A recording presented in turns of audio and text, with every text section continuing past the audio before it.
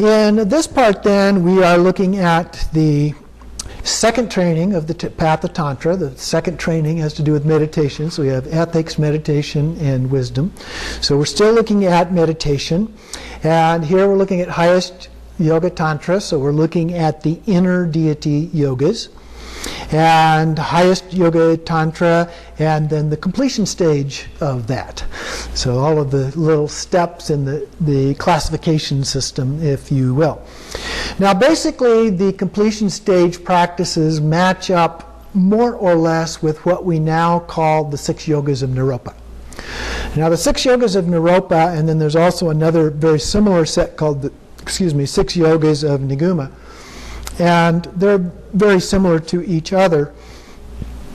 But there are maybe 10 different practices that get classified under the 6 yogas of Naropa. So there are different sets out there.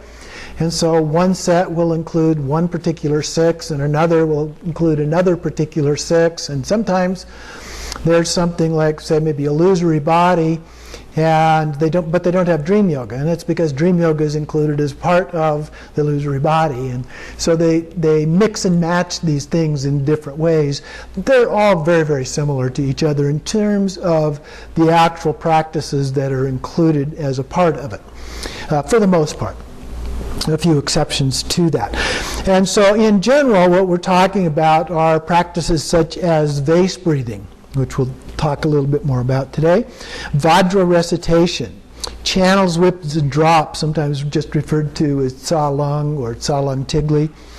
And then the inner heat, or tumo, is an important part of that, as well as illusory body in dream yoga that I just mentioned, clear light. It's also where the sexual yogas tend to show up. And we've talked about them a little bit before because they also show up in some other places, but this is primarily where they show up. And although some don't actually mention them as sexual yogas per se. And transference, or poa, the transference of consciousness at the time of death. And the intermediate state, the teachings on the bardos.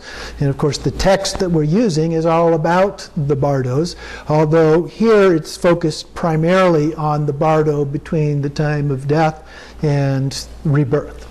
So that's the main focus, the time that's looked at for the most part in the Tibetan Book of the Dead. In fact, our text, Natural Liberation, is actually a companion text to the Tibetan Book of the Dead, at least the version that is popular in the West. There are lots of Tibetan Books of the Dead, it turns out, with many different kinds of variations. But Karma Lingpa, who was the the Lama that discovered the terma of both of those texts, is the same person.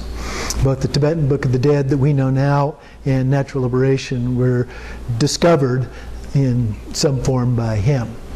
It appears from historical research that there's pretty good evidence that he may have been the actual author of those, and his father and son then turned out, because he didn't live very long, turned out to be the greatest advocate of these things, and they became much more widely known in Tibet and practiced as well. But it tends to incorporate things from the Indian tradition as well as customs from the Tibetan tradition, and brought those together into these texts and integrated them in together. And they actually became quite popular. So that's the bardos, but we'll talk more about the bardos later on. So there are some phases associated with the development of the completion stage practices, just like we've seen with other parts of these practices. And so the first idea, of course, is you have to master the generation stage. So hopefully during our break between the generation stage classes, you have been doing those and you have a good degree of confidence in your ability to do those, your understanding of those, and so forth, so that then you have a good solid foundation for doing what we're going to be doing in this class. And so that's the first thing. You have to have some stable experience. You have to have developed a good sense of pure view that we just talked about as a part of that. And So we're still visualizing things as a part of this, but you should be at a point where things are fairly continuous. You get in, you visualize whatever the deity is, the mandala is, but you should be able to do that in fair detail and have a fairly steady vision of that. It's not leaving and you're not wandering off to other kinds of things. The generation stage is, in fact, a form of shamatha meditation, single-pointed calm abiding. So the idea is that you can stay focused. It's just that the object of focus is different than when we focus on the breath or we focus on some other kind of object. And so the next thing are the actual classification into 6 categories of these stages of the completion stage practices. The first 3 all fit together fairly well, and then the second 3 fit together fairly well, so I'll talk about them in terms of those 2 divisions. The first 3 have to do with body, speech, and mind. They're called physical isolation, it's the first one, verbal isolation, the second, and mental isolation. So you can see the body, speech, and mind aspects of those 3. The physical isolation is done through the base breathing and the vital energies, the winds or tsalang-tigli activities. And the winds are said to enter into the central channel and dissolve and abide in the central channel. And so in the process of doing that, what happens is that you become isolated from viewing the world as ordinary. We begin to really see the world as very different than what we used to see the world, what other sentient beings tend to see the world. So that's the physical isolation. The speech, the verbal isolation, is done through Vajra recitation, which we'll also look at today. And the vital energies here, this causes them to dissolve into the central channel and to come at the heart. They come into the area of the heart. They don't actually enter into the heart, where the indestructible drop is said to reside, but it comes to the heart. It's at the heart chakra. Okay?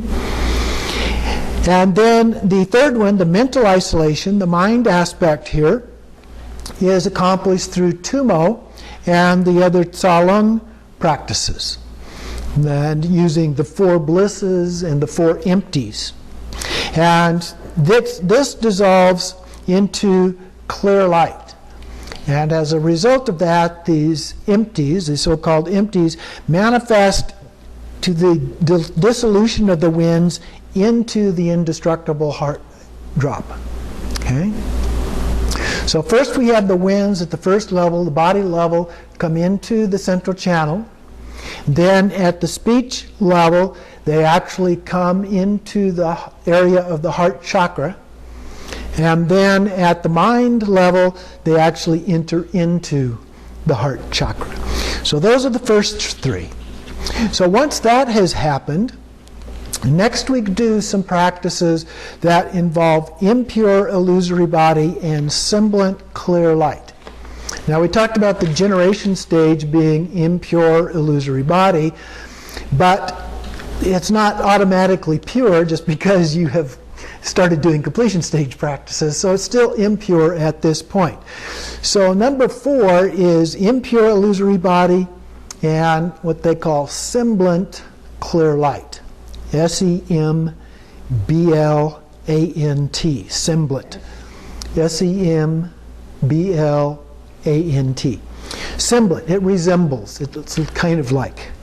And so what we have here is an illusory body that has developed. We're aware of what that is. It's beginning to make the transition towards becoming a Buddha, but it's not there yet.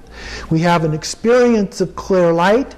It's kind of like clear light. It approximates the actual clear light, but it's not the real thing yet. Okay? So that's what we're talking about there. So through the practices, the illusory body and clear light practices, we further refine that impure illusory body from the generation stage and the experiences that we have of this semblant clear light. The 5th one then is the pure illusory body and actual clear light. So you can see these are kind of stages of development, of process here. So through further illusory body and clear light practices, we manifest the pure illusory body, and we directly realize the actual clear light, which gets us to number 6, which is called the learner's union. And this is the union with a consort, whether it's real or visualized, and the actual clear light and the pure illusory body merge together, and you become a Buddha. Okay? So you can see how these second 3 are very similar to each other, and the first 3 are very similar to each other as well. So these are the 6 stages. Now, you'll find other descriptions of these that vary a little bit from the way I described them here. There's always something that varies a little bit, some version that varies of everything.